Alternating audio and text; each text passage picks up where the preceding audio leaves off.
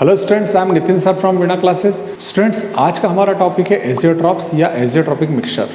Students, इस topic से related जो कंटेंट है वो यूट्यूब पे बहुत ही कम है, इसलिए हम इसको डिटेल में आज स्टडी करेंगे। चलिए बिना देरी के शुरू करते हैं।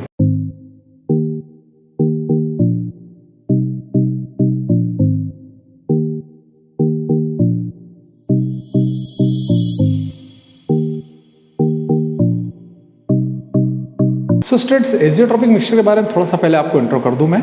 एजियोट्रॉपिक मिक्सचर एक्चुअली क्या होता है? मिक्सचर यानी क्या होते हैं? जनरली हम देखते हैं कि सॉलिड का लिक्विड में, लिक्विड का लिक्विड में, गैसियस का लिक्विड में, इस प्रकार के सॉल्यूशंस और मिक्सचर्स हमने बहुत से पढ़े हैं। लेकिन इसमें एक खास बात यह है कि यहाँ पर लिक्विड के साथ लिक्विड का ही सॉल्यूशन होगा, और उसकी खास बात यह होगी कि जब उसको गर्म करेंगे, जब हीट करेंगे तो वो डिस्टिल होगा, तो वो एक कांस्टेंट टेम्परेचर पे डिस्टिल होगा। और एक खास बात ये कि जनरली हम देखते हैं कि किसी भी सॉल्यूशन में यदि सॉल्यूट और सॉल्वेंट है और यदि हम उसे गर्म कर रहे हैं तो कभी कभी सॉल्वेंट और कभी सॉल्यूट पहले वेपोराइज हो जाता है। लेकिन यहाँ पर एक बात यह है कि इस एजियोट्रॉप मिक्सचर में या सॉल्यूशन में हम देखेंगे कि दोनों कंपोनेंट यानी सॉल्वेंट और सॉल्यूट एक साथ वेपोराइज होते हैं, यानी हम इनको सेपरेट नहीं कर पाते हैं। सो स्टूडेंट्स, इसी बात को हम बेस बनाकर इसकी पूरी स्टडी करने वाले हैं। सो चलिए इसे शुरू करते हैं। एजियोट्रॉपिक्स और एजियोट्रॉपिक सॉल्यूशन। एजियोट्रॉपिक सॉल्यूशन, जैसे मैंने अभी आपको बताया कि सॉल्यूशन ये बाइनरी सॉल्यूशन है जिसमें एक सॉल्वेंट है वो भी लिक्विड स्टेट में है, सॉलिड है वो भी लिक्विड स्टेट में है, यानी दोनों लिक्विड। देखिए, थोड़ी सी बात बता दूं मैं आपको पहले कि लिक्विड ही हमारा सॉल्वेंट है और लिक्विड स्टेट में हमारा सॉल्यूट भी है। इन दोनों से जब हम कंबाइन करके एक सॉल्यूशन बनाते हैं, ये सॉल्यूशन, अब हम देखें कि इस सॉल्यूशन को जो हमने बनाया है, यदि मैं इस सॉल्यूशन को किसी कंटेनर में लेके गर्म करता हूँ और उस टेम्परेचर तक मैं इसको गर्म करता हूँ कि डिस्टिल होने लगेगी, तो ये डिस्टिल होगा कहाँ पर? कांस्टेंट टेम्परेचर पे। कांस्टेंट टेम्परेचर पे ही डिस्टिल होगा, वेपराइज होगा। और ख़ास बात ये होगी कि कोई एक कंपोनेंट डिस्टिल नहीं हो रहा है, उसके दोनों कंपोनेंट सॉलिड और सॉल्यूट दोनों एक साथ डिस्टिल होने लगते हैं। और ख़ास इसमें एक बात हो रही है कांस्टेंट टेम्परेचर के साथ कि इसका कंपोजिशन जो होता है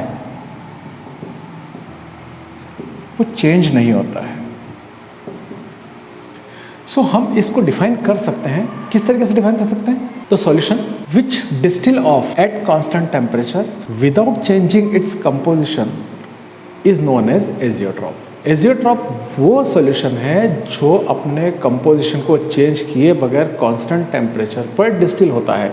लेकिन फिर मैं आपको इस बात को याद दिला दूं कि डिस्टिल होने के साथ साथ एक बात को और ध्यान रखना है कि डिस्टिल होंगे तो दोनों कंपोनेंट यानी सॉल्वेंट और सॉल्यूट एक साथ डिस्टिल होने लगेंगे, वेपोराइज स्टेट में आने लगेंगे, कोई एक नहीं आएगा। इसलिए ये भी कहा सकता है कि इस कंपोनेंट के अंदर यानी सॉल्यूशन के अंदर हम फ्रैक्शनल डिस्टिलेशन नहीं कर पाएंगे, क्योंकि फ्रैक्शनल डिस्टिलेशन में क्या होता है कि एक और दूसरा थोड़ा सेपरेट कर दिया जाता है यदि उनके बॉइलिंग पॉइंट और बॉइलिंग पॉइंट्स में थोड़ा सा डिफरेंस हो। लेकिन यहाँ पर हम वो नहीं कर पाते, यानी इस प्रकार हम कह सकते हैं कि एजियोट्रॉपिक मिक्सचर जो होते हैं वो फ्रैक्शनल डिस्टिलेशन से सेपरेट नहीं होते हैं, उनका फ्रैक्शनल डिस्टिलेशन पॉसिबल नहीं होता है। तो इस बात पे हम इसके कुछ प्रॉपर्टीज़ को देख सकते हैं। इसकी पहली प्रॉपर्टी तो ये है कि एजियोट्रॉपिक सॉल्यूशन जो होते हैं वो बाइनरी सॉल्यूशन होते हैं, और बाइनरी सॉल्यूशन की एक कंडीशन है कि उसके अंदर हमको सॉल्वेंट भी लिक्विड स्टेट में लेना है और सॉल्यूट भी लिक्विड स्टेट में लेना है। एक बस इन दोनों से जो बनता है वही हमारा एजियोट्रॉप सॉल्यूशन होता है। वो इसमें हम सॉल्वेंट और सॉल्यूट की दोनों की फेस लिक्विड ही लेंगे तो यह इस कंडीशन को फॉलो करेगा और एजियोट्रॉप बनता है। सेकंड वन ये होता है कि इनका कंपोजिशन जो होता है फिक्स्ड होता है। तो ये इसकी प्रॉपर्टी होती है कि एजियोट्रॉप सॉल्यूशंस के कंपोजिशन क्या होते हैं? Fixed. The composition of azeotropes is always fixed. Third one, they boil at constant temperature. वो कांस्टेंट टेम्परेचर पे बॉयल होते हैं। मैंने अभी आपको बताया कि वो डिस्टिल ऑफ होंगे एक कांस्टेंट टेम्परेचर पे, तो they boil at constant temperature. Fourth point is कि अभी जैसे मैंने आपसे कहा कि इसका fractional distillation is not possible, और फ्रैक्शनल डिस्टिलेशन आपने क्लास 11 में देखा ही था। फ्रैक्शनल डिस्टिलेशन उस कंडीशन में होता है जब दो कंपोनेंट किसी सॉल्यूशन के जिनका मेल्टिंग पॉइंट जो होता है या बॉइलिंग पॉइंट जो होता है, बॉइलिंग पॉइंट खास करके हम देखेंगे, बॉइलिंग पॉइंट जो होता है बिल्कुल पास होता है, यानी उनमें डिफरेंस बहुत ही कम होता है, तब फ्रैक्शनल डिस्टिलेशन का यूज़ करते हैं। लेकिन यहाँ वो भी नहीं कर पाएंगे। यदि हम सॉल्यूट को डिस्टिल करना चाहते हैं, सॉल्यूट को हम सेपरेट करना चाहते हैं, बॉईल करके सेपरेट करना चाहते हैं या डिस्टिल ऑफ करके सेपरेट करना चाहते हैं, तो साथ साथ में सॉल्वेंट भी वेपर बना के उसके साथ ऐड हो जाएगा, यानी हम इसको सेपरेट नहीं कर पाएंगे फ्रैक्शनल डिस्टिलेशन के कारण। तो ये इसकी प्रॉपर्टीज़ होती है। एक बार प्रॉपर्टीज़ में फिर आपको बता देता हूँ कि एजियोट्रॉप वो बाइनरी सॉल्यूशंस होते हैं जिसके अंदर सॉल्वेंट भी लिक्विड स्टेट में होता है और सॉल्यूट भी लिक्विड स्टेट में होता है। दूसरी बात, इनके कॉम्पोजिशन हमेशा फिक्स रहते हैं चाहे हम उन्हें डिस्टिल कर रहे हों। तीसरा, वो जब बॉयल होते हैं तो एक कांस्टेंट टेम्परेचर पे ही बॉयल होते हैं। और फोर्थ वन वो है कि उनका फ्रैक्शनल डिस्टिलेशन पॉसिबल नहीं होता है। सो स्टूडेंट्स, अब हम देख रहे हैं एजियोट्रॉपिक सॉल्यूशन का क्लासिफिकेशन या कहें से काइंड्स या टाइप्स देख लेते हैं। एक्चुअली ये दो प्रकार के होते हैं। There are two types of azeotropic solution. एक हमारा जो होता है मिनिमम बॉइलिंग पॉइंट पे होता है, दूसरा होता है हमारा मैक्सिमम बॉइलिंग पॉइंट पे। हम इन दोनों को सेपरेटली अलग अलग स्टडी करेंगे। पहले मैं मिनिमम बॉइलिंग पॉइंट वाले एजियोट्रॉप के सॉल्यूशन की कंडीशन, उसके पूरे पॉइंट्स वगैरह बता के विद एग्जांपल्स को क्लियर करूंगा, उसके बाद ही हम मैक्सिमम वाले पे जाएंगे। सो चलिए हम शुरू कर रहे हैं। सो एजियोट्रॉपिक सॉल्यूशन को हम दो प्रकार से क्लासीफाई कर सकते हैं। उसका क्लासिफिकेशन जो होता है, एक होता है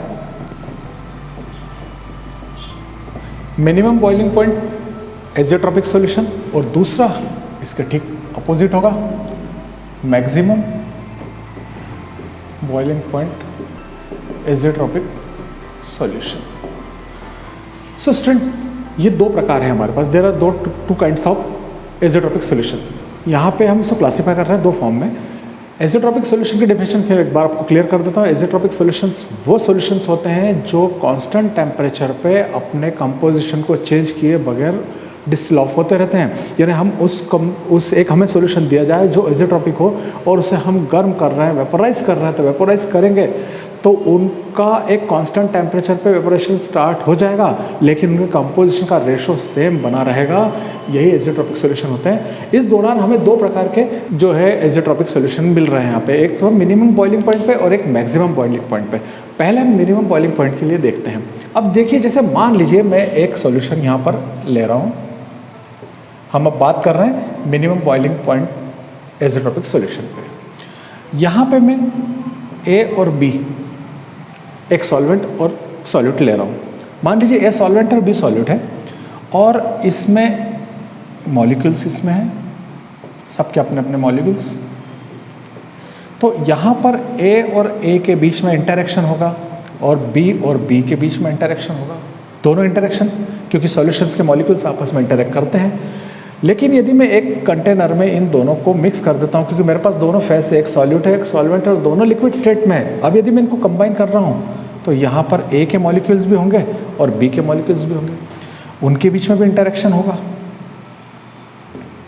तो यहाँ हम देखेंगे, मैं आपको सिंबॉलिक फॉर्म में बताता हूँ कि मान लीजिए ए के और ए के मॉलिक्यूल के बीच में इंटरेक्शन है। देखिए बॉन्डिंग में ज़्यादा बता रहा हूँ, बी और बी के बीच में इंटरेक्शन है। और जब मैंने इनको कंबाइन किया तो कंबाइन करने पे ए और बी के बीच में मैंने इंटरेक्शन देखा तो इंटरेक्शन पुअर था। अब इंटरेक्शन पुअर था यानी इन दोनों के बीच में बॉन्डिंग स्ट्रॉन्ग नहीं थी। जिनके बीच में बॉन्डिंग स्ट्रॉन्ग नहीं है, अब यदि मैं उनको गर्म करता हूँ, उनको मैं टेम्परेचर देता हूँ, तो बॉन्डिंग कमज़ोर है, जल्दी से वेपोराइज होना स्टार्ट हो जाएंगे। वेपोराइज जल्दी हो जाएंगे, इसका मतलब मिनिमम मिलेगा मेरे को बॉइलिंग पॉइंट। तो ये कंडीशन कहलाएगी minimum boiling point azeotropic solution की। शर्त यही है कि सॉल्यूशन एजियोट्रॉपिक होना है, दूसरा सॉल्यूशन नहीं चाहिए हमें। सो हम क्या कहेंगे, हम यदि यहाँ पे एजियोट्रॉपिक सॉल्यूशन ले रहे हैं जिसके अंदर हमारे पास सॉल्वेंट और सॉल्यूट दोनों हैं और सॉल्वेंट और सॉल्यूट को कंबाइन कर रहे हैं हम, तो कंबाइन करने पे उन दोनों फेस के, दोनों सॉल्वेंट और सॉल्यूट के मॉलिक्यूल्स के बीच में जो इंटरेक्शन है वो पुअर होता है कंपेयर टू सॉल्यूट के मॉलिक्यूल्स के इंटरेक्शन या सॉल्वेंट के मॉलिक्यूल के इंटरेक्शन के कंपैरिजन में। इन दोनों के बीच में कंपैरिजन जो होता है वो बहुत ही पुअर होता है। ऐसी कंडीशन में पुअर होने पे पुअर बॉन्ड हम इजीली ब्रेक कर सकते हैं। सो बॉइलिंग पॉइंट क्या होता है, मिनिमम हो जाता है। तो यहाँ पर मिनिमम बॉइलिंग पॉइंट की जो इस तरह से कंसेप्ट बनती है। दूसरी बात हम ये भी कह सकते हैं कि जैसे पीए प्रेशर और इसी प्रकार से दूसरे के लिए P B, P not A X B ये, या फाइनली हम कहें P total P A plus P B. जो सॉल्यूशन इन कंडीशनों को फॉलो करता हो, जैसे मैं आपसे कहूँ कि ए का जो वेपर प्रेशर है, बी का जो वेपर प्रेशर है, उसका सम जो है हमेशा कम आ रहा है, किससे? टोटल वेपर प्रेशर से। टोटल वेपर प्रेशर से कम आ रहा है, सो निश्चित रूप से बॉन्डिंग क्या है? पुअर है, पुअर बॉन्डिंग है, तो पुअर बॉन्डिंग है, जल्दी टूट जाएगी, कम टेम्परेचर पर टूट जाएगी, इसलिए कहा गया है minimum boiling point of azeotropes. तो हम कहेंगे the azeotropic solution which follows this conditions as well as interaction between A and B is always lesser than A and B and B.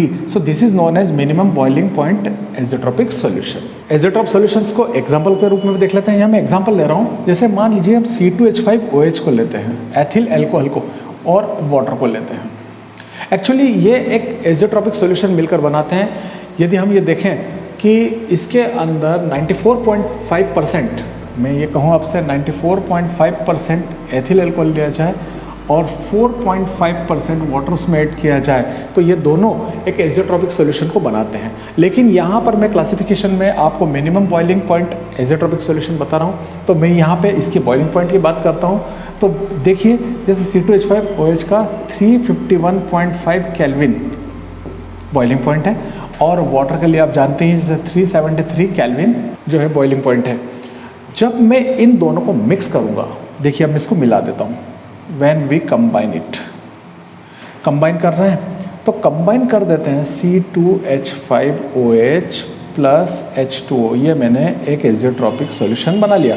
तो अब यदि मैं इसके बॉइलिंग पॉइंट को study करूं तो वो मुझे मिलता है 350 केल्विन के अप्रॉक्स मिलता है। तो देखिए आप यहाँ पर क्या हुआ, उस जो जिससे बना है, यानी मान लो मैं इसको A मान लेता हूँ, तो A का इंटरेक्शन के थ्रू मुझे दिख रहा है कि 351.5 आ रहा है, B के इंटरेक्शन में 373 आ रहा है, दोनों में इंटरेक्शन ज़्यादा है। लेकिन मैं कंबाइन कर देता हूँ तो मुझे मिलता है 350 केल्विन के आसपास। तो मुझे यहाँ पर दिख रहा है कि मिनिमम बॉइलिंग इन दोनों से मिनिमम कंडीशन मिल रही है। सो ये क्लियर हो जाता है कि इन दोनों से जो एजेट्रोप सॉल्यूशन बनता है वो मिनिमम बॉइलिंग पॉइंट एजेट्रोप सॉल्यूशन बनता है, क्योंकि मिलाने पर उसका टेम्परेचर, बॉइलिंग टेम्परेचर जो हो रहा है वो 350 केल्विन हो रहा है, जो इन दोनों वैल्यू से कम है। इस प्रकार से ये एग्जाम्पल इसको सेटिस्फाई कर देता है। सो स्टूडेंट्स, अब हम मैक्सिमम बॉइलिंग पॉइंट एजेट्रोपिक सॉल्यूशन के बारे में डिस्कस करते हैं, क्योंकि पहले हमने मिनिमम बॉइलिंग पॉइंट एजेट्रोपिक सॉल्यूशन को पूरा पढ़ लिया है।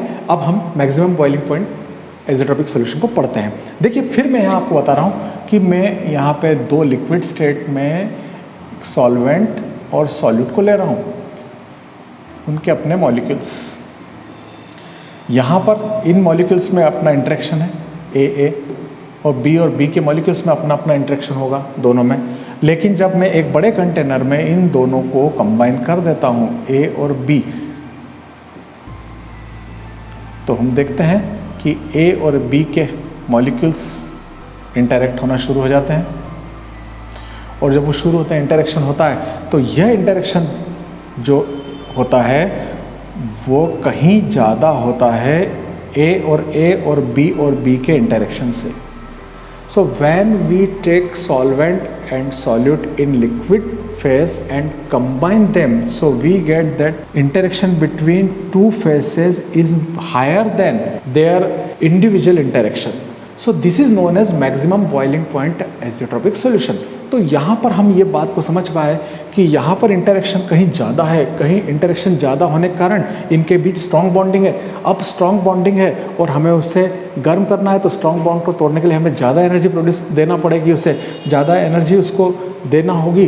तो कहीं ना कहीं मैक्सिमम बॉइलिंग पॉइंट, हमारा बॉइलिंग पॉइंट जो होगा वो मैक्सिमम पीक पॉइंट पे पहुंचेगा, ज़्यादा पॉइंट पे पहुंचेगा, ज़्यादा देर से मिलेगा। इसलिए हम कह सकते हैं मैक्सिमम बॉइलिंग पॉइंट एजेट्रोपिक सॉल्यूशन। तो एक सिंपल डेफिनेशन से यहाँ हमको समझ में आती है। मैं एक बार आपको फिर रिपीट कर देता हूँ कि यदि हम दो सॉल्वेंट और सॉल्यूट जो लिक्विड फेस में हो उनको कंबाइन करते हैं, तो कंबाइन करने के बाद उन दोनों के मॉलिक्यूल्स में जो इंटरेक्शन होता है वो हायर होता है। किसके कंपैरिजन में? उनके इंडिविजुअल इंटरेक्शन के कंपैरिजन में। तो इस कंडीशन में जो एजेट्रोपिक सॉल्यूशन हमें जो हमें मिलता है वो हम मैक्सिमम बॉइलिंग पॉइंट एजेट्रोपिक सॉल्यूशन कहते हैं। तो यहाँ हमने देख लिया अब इसकी दूसरी डेफिनेशन में हम बता सकते हैं P A is less than P not A zeta A and P B is less than P not B zeta B, या ये कह सकते हैं कि P total is less than P A plus P B.